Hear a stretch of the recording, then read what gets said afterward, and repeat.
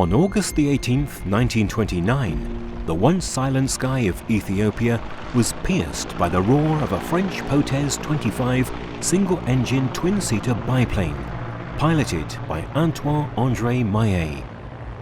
This sound, this event, resonated across Ethiopia and was felt throughout the African continent.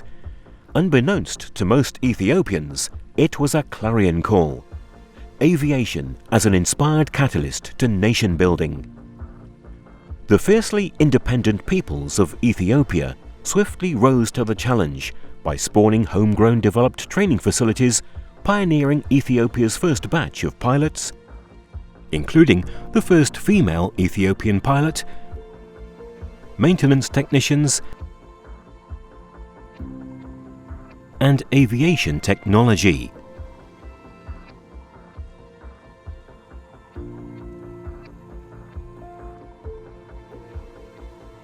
During this period, the contributions of the American aviator Colonel John Robinson was instrumental in training Ethiopian pilots and expanding aviation services.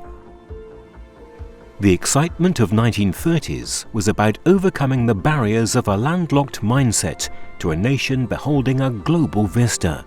What beckoned was the thrill of adventure, propelled by boundless perspective in the realm of reach and speed, with the implications of new opportunities and potentials in communication, transportation, and commerce. After the victory over Italy in 1941, the US government invited the Ethiopian government to attend an international civil aviation conference in Chicago in 1944.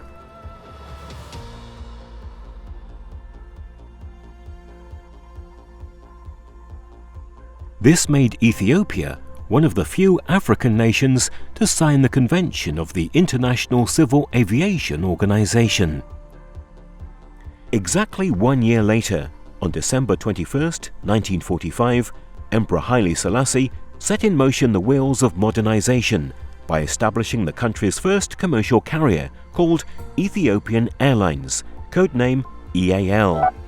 It was financed by the government of Ethiopia and was operated by TWA. Initially, 5 Douglas C-47 Skytrains, popularly called DC-3s, were bought. These aircraft were flown to Addis Ababa in February 1946. By July of the same year, 4 more Skytrains joined the fleet, and additionally 3 more in 1947. EAL's first schedule service took place on April 8, 1946 to Cairo. The 5 main routes in the early years were Asmara, Djibouti-Aden, Khartoum, Cairo. The carrier recorded a remarkable £40,000 profit for 1949, thus instilling the unique ET culture of discipline and work philosophy, hence a profitability DNA.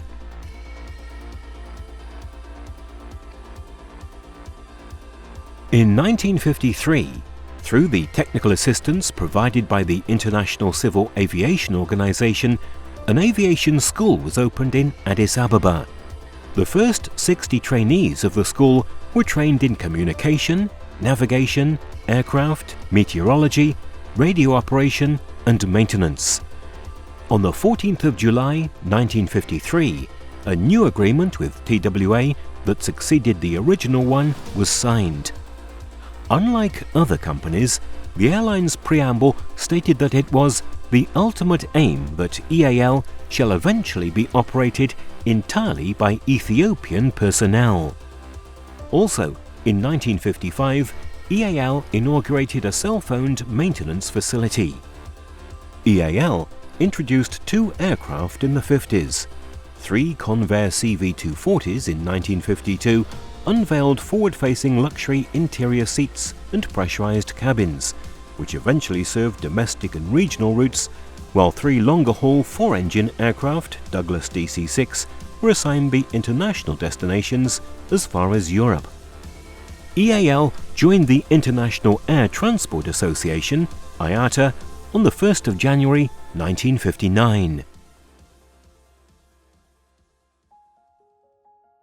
The jet age and route expansion.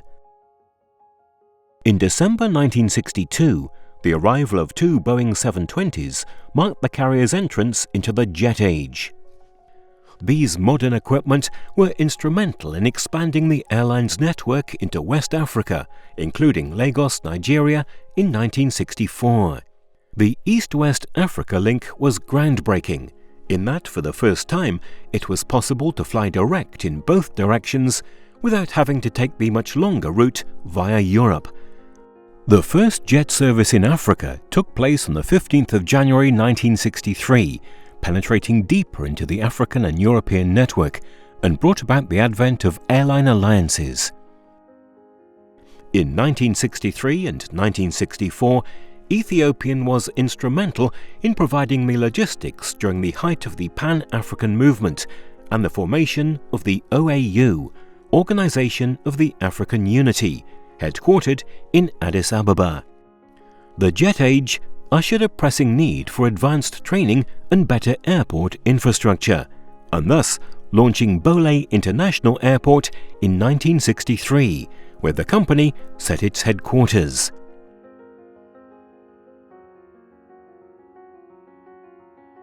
The firm changed from a corporation to a share company in 1965 and changed its name to Ethiopian Airlines.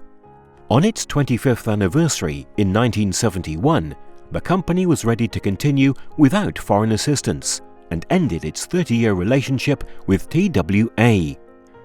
The most memorable and iconic marketing motto, Ethiopian, going to great length to please, was coined during this period. Since then, Ethiopian Airlines has been managed and staffed by Ethiopian personnel. The first Ethiopian General Manager, or CEO, was Colonel Semret Matane, appointed in 1971.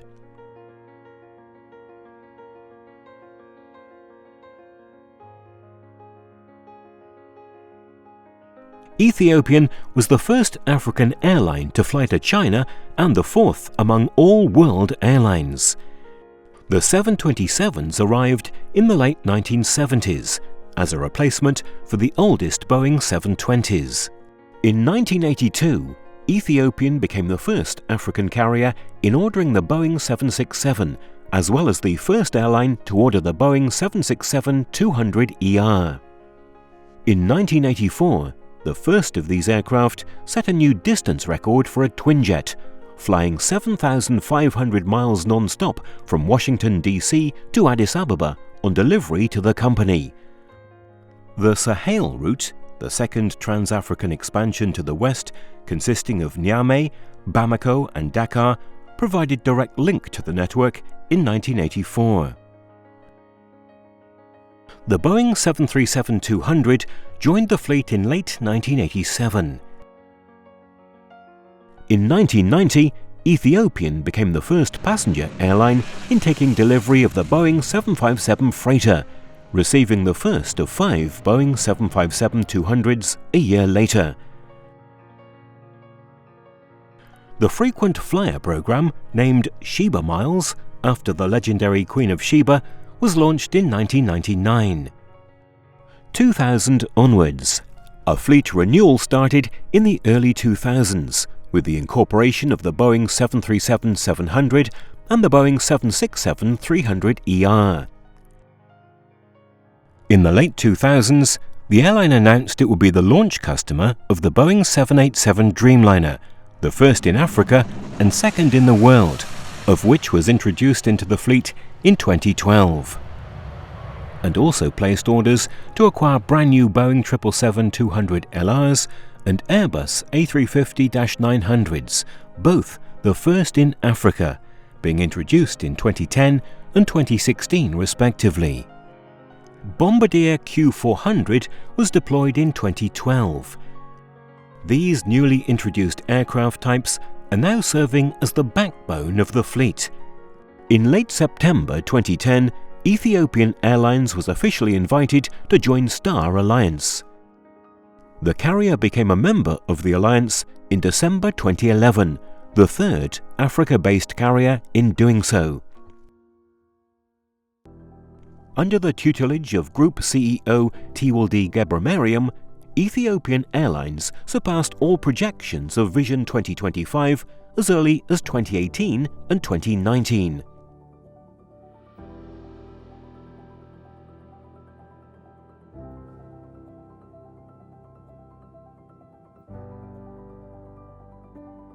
In Vision 2025, we decided to scale up the growth, and we aimed for some milestones to be achieved by 2025. It was a 15 years strategic roadmap, but fortunately and amazingly, with a positive surprise, that we have achieved all the milestones by 2019. By all measures, the airline has grown threefold, more than threefold in the last decade. So we are very happy to celebrate today the 75th anniversary. Under his guidance, indeed, it came to pass that aviation did become the catalyst for growth and change. Ethiopian Airlines sagely bucked industry-proven growth parameters, and so, while most carriers chose to focus on core passenger business, Ethiopian Airlines opted for diversification, since it makes good business sense in an emerging market such as the African continent to have independent, standalone business units. The airline has grown in all the four pillars of Vision 2025. The four pillars are: number one is fleet.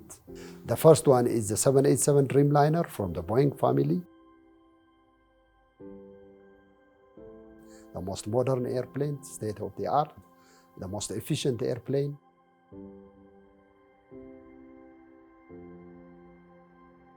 And the second one is the Airbus A350, again, the most modern airplane in the Airbus family. So these are the 21st century aviation technology products. Long haul, wide body. We also have small airplanes like Bombardier T400 and the 737. The diversity of the fleet was unavoidable. The second one is human resource development. So we decided early on to invest in the Aviation Academy. I remember we invested around 100 million US dollars.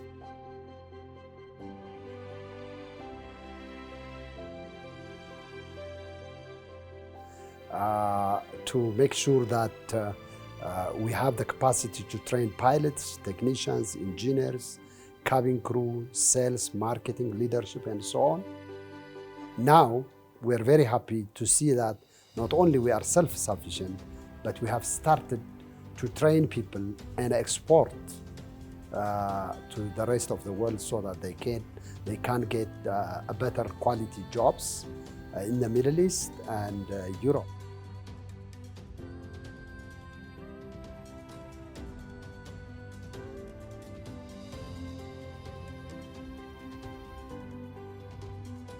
Now we have moved from scarcity to abundance. Also a matter of principle that when the airline grows, employees should grow together.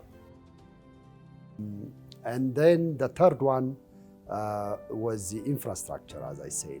Not many airlines invest in infrastructure. Ethiopian Airlines has now decided, by entering into hotel and travel and tourism, to play its own leading role for our country. Like the hotel where we are in today, Ethiopian Skylight Hotel. This is a hotel, the largest hotel in our country, with 375 rooms and big conference center, which is the first phase only. And as you have seen, the second phase is now coming up, which will have 630 rooms, and combined phase one and phase two will be more than 1,000 rooms, which will be the largest in the continent.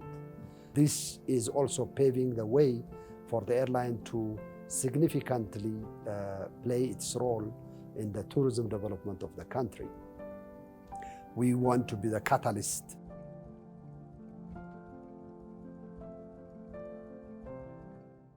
So talk about the cargo center, hub that is the largest in the continent, and comparable to Schiphol or in Amsterdam or Hong Kong or Changi in Singapore. It is one of the most modern technology cargo center with an annual capacity of 1 million tons, partially for dry cargo, partially for perishable cool chain and pharma.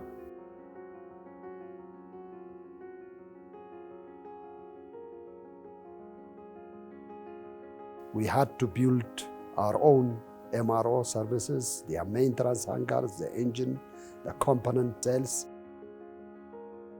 Last time you saw the engine test capabilities that we have built, and today the engine shops are expanded to accommodate the new engines, the new technology engines, Gen X from GE and also XWB from from Rolls-Royce. The catering facility, because we have also the largest catering facility in the continent, which can produce about 100,000 meals a day. Right now, before COVID, we have reached about 50,000, so half of its capacity. So we have quite substantial room for growth.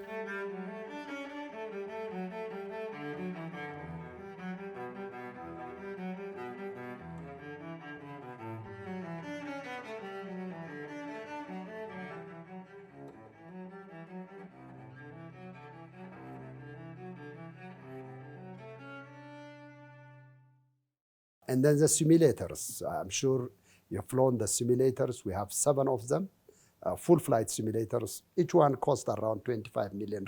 And the Ace one is now coming this month, end of this month. So we have for the 777, the 787, the A350, the 767, the 737 MAX, and the other one, 2, the Q400. And now the one which is coming at the end of this month will be the second Q400. The other infrastructure that we have worked with the government is the inclusion of the Ethiopian airports. We have 23 airports in Ethiopia, in addition to the hub Bole here, and they're all now within the group. We have built many in the last 10 years. I think we built about 8 of them, and we are now also building 5 additional. We are also investing in airport expansion.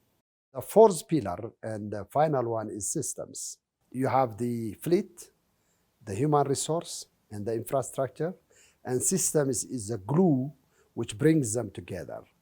And by systems, we mean policy, procedures, processes, and IT facilities. So in IT facilities, we have invested more than $50 million. Most of our IT are bought from the shelf. For instance, we have maintenance in the MRO system, which is a leading provider of MRO IT system. We have Sabre for passenger services, and we have SAP for ERP, for HR, finance, procurement, and so on. Today, I think 3 years ago, we have declared that the airline is paper-free. So unless, for cultural and historical reasons, people love to have papers, the airline is completely digitalized, both the internal processes and also the external customer interface. Right now, you can travel on Ethiopian with your mobile. You can buy your ticket, book your flight, and check in, and save your boarding pass on your mobile and board the aircraft. Marching forward, Ethiopian Airlines' win-win proven and tested formula gives rise to new initiatives. Soon to come is another infrastructure project in the lucrative aerospace industry. Also gaining traction is the flagship Skylight Hotel as the tip of the spear for tourism and travel. And with the conviction of doubling its fleet, coupled with a new airport project under construction, CEO Tiwalde's Vision 2035 hands-on style of leadership exudes confidence, gearing up for more than 50 million inbound traffic. Intent on building Addis Ababa as the hub of all hubs, is already a present mindset reality.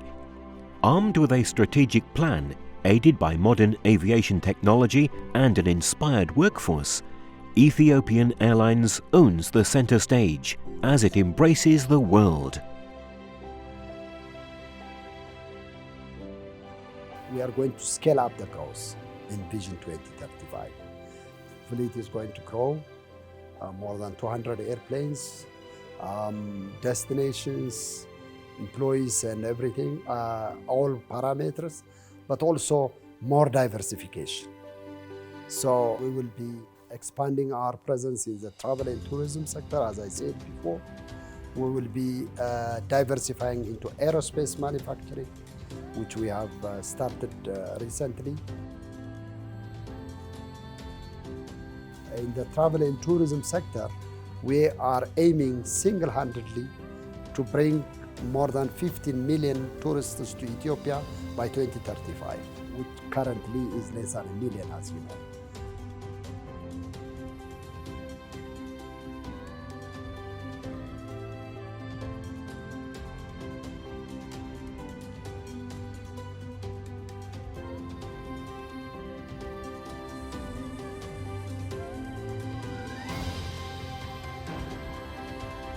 A lot of milestones now in Vision 2035. Also in our academy, we will not focus on the needs of the airline, but also Ethiopia is more than 110 million people, mostly young workforce, and close to 50 universities all over the country, graduating hundreds of thousands of engineers every year. So we want to train them in the aviation academy so that we can find them jobs all over the world. So quite significant growth in our Vision 2035. And again, you know, it may look like when we introduce it, we will discuss it, but we will have a lot of people telling us again, oh, this is another daydream, but it will be a reality.